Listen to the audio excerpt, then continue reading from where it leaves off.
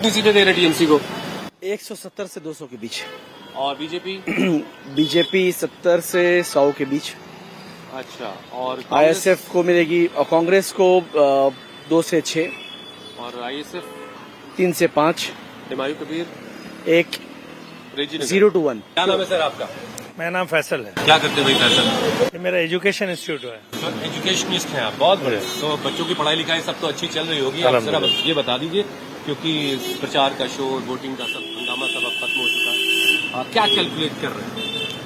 देखिए, मेरे कैलकुलेशन के हिसाब से तो बीजेपी दीदी को रखेगा यहाँ पर 2029 तक, बिकॉज बीजेपी का टारगेट 2029 ज्यादा इम्पोर्टेंट है।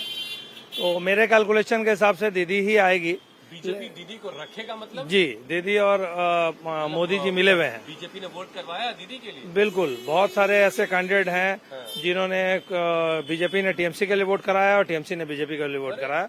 मैं ऐसे कॉन्स्टिट्यूंसी का नाम बता सकता हूँ आपको। तमलुक के कॉन्स्टिट्यूंसी में बीजेपी ने तृणमूल के लिए वोट कराया है।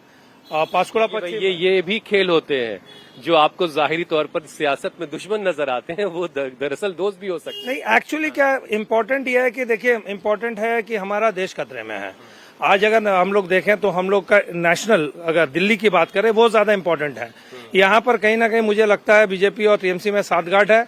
एक दूसरे के साथ मिलकर वो लोग यहाँ पर प्लानिंग करके रहती है कि वो कांग्रेस को और राहुल गांधी को डैमेज करते रहे।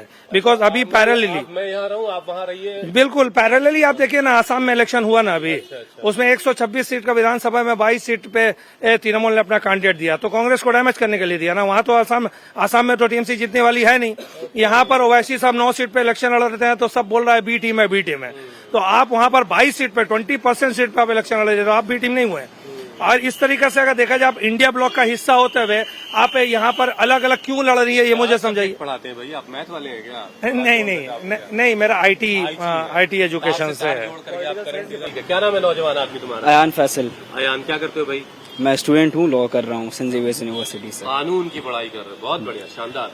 तो भाई तुमने वोट दिया है क्या? हाँ जी। वोटर हो गए हो फर्स्ट टाइम? यस। अरे वाह। अब बताओ, तुम्हारी निगाह क्या देख रही हो, और तुम्हारे एज ग्रुप के जो लड़के हैं वो क्या बातें कर रहे हैं? बहुत क्लोज कॉल होगा, but TMC will edge over BJP. Yes. TMC को कोई दिक्कत नहीं होगी? किसी बैसाखी की जरूरत पड़ेगी क्या दीदी को? कुछ नहीं, सपोर्ट नहीं चाहिए होगा? क्लोज कॉल होगा, as I said, very unpredictable elections in last 1 decade, and BJP obviously हर टाइम ही कंफर्टेबल रहते हैं। वो लोग हर टाइम बोलते हैं कि हम लोग जीत जाएंगे, सरकार बना लेंगे, बट बंगाल में चलता नहीं है ना। पहले चला था 21 में भी नहीं चला, 24 में भी उन लोगों के बड़े बड़े हाकते हैं। बट तो सर आपका? मेरा नाम एमडी सितारे हुआ। सितारे? जी जी। अरे किसके सितारे जो है गर्दिश में है, जरा बताइए। फिलहाल गर्दिश में तो किसी का नहीं है, अरे लेकिन सरकार जो नहीं बनाएगा उसका गर्दिश? फिलहाल वो 4 तारीख के बाद पता चलेगा। अभी आप क्या कैलकुलेट अभी फिलहाल अगर चोरी न हो तो मैक्सिमम 205 से 220 तक जो है टीएमसी, मेरा उम्मीद है तो टीएमसी लाएगी। 205 से 220 सीटें दे रहे हैं? जी जी, ये मेरा है। कोलकाता के मुसलमान कह रहे हैं दीदी को लेकर कोई सवाल ही नहीं। ज्यादातर वोटिंग से दीदी के वोट बढ़े हैं।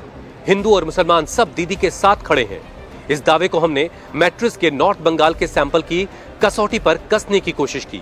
आखिर मैट्रिस का एग्जिट पोल और मुसलमानों के एग्जिट पोल में फर्क क्यों है?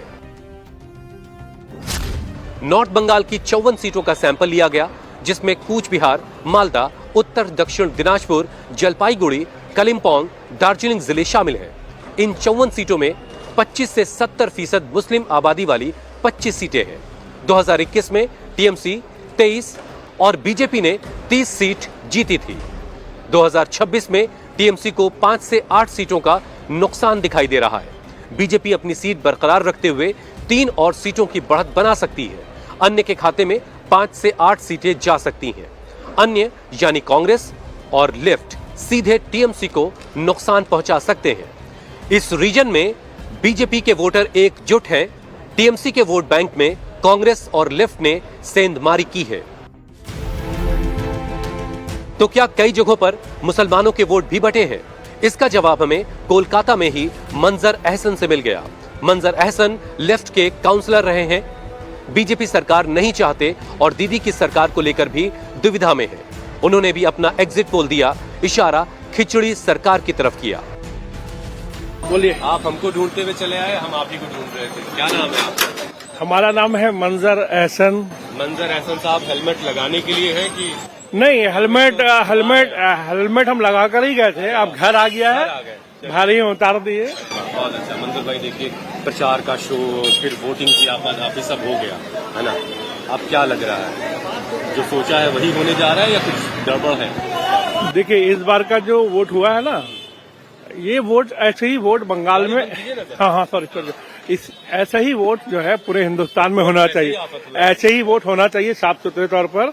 और जो भी वोट, नहीं हम बता रहे हैं, ये जो वोट हुआ है इसमें जिनको जो दिल में आया वो अपना वोट दिए हैं, ठीक है। और यहाँ के आवाम जो लोग काम किए हैं तो उनको वोट मिलना चाहिए, जो लोग काम किए हैं। कौन काम किया था, सरकार किसकी बन रही चली बता? सीपीआईएम यहाँ काम किया है और हम यहाँ के एक्स काउंसिलर हैं। अच्छा, इत्तेफाक आपसे मुलाकात हो गई है, अपील किया। अब लोगों का क्या राय है? कुछ मिला है इस बार क्या? लेफ्ट का कैंडिडेट उठा है और लेफ्ट को वोट मिलना ही चाहिए, साफ सुथरे लोगों को। अब लग रहा है एकाध मिलेगी इस बार, मिलना चाहिए। अभी कुछ बोल नहीं पा रहे, लेकिन जब 4 तारीख को बैलेट बॉक्स किसकी बन रही चली बताइए? सरकार, देखिए अभी कुछ बोला नहीं जा सकता। मीडिया दिखा रहा है बीजेपी को, तो कोई तृणमूल को दिखा रहा है, और कुछ ऐसा भी है कि लेफ्ट अलायंस का मिलाकर जो है। क्या देख रही है? हाँ, आपकी निगाह क्या देख रही है? मेरी निगाह में है कि बीजेपी तो आना नहीं चाहिए।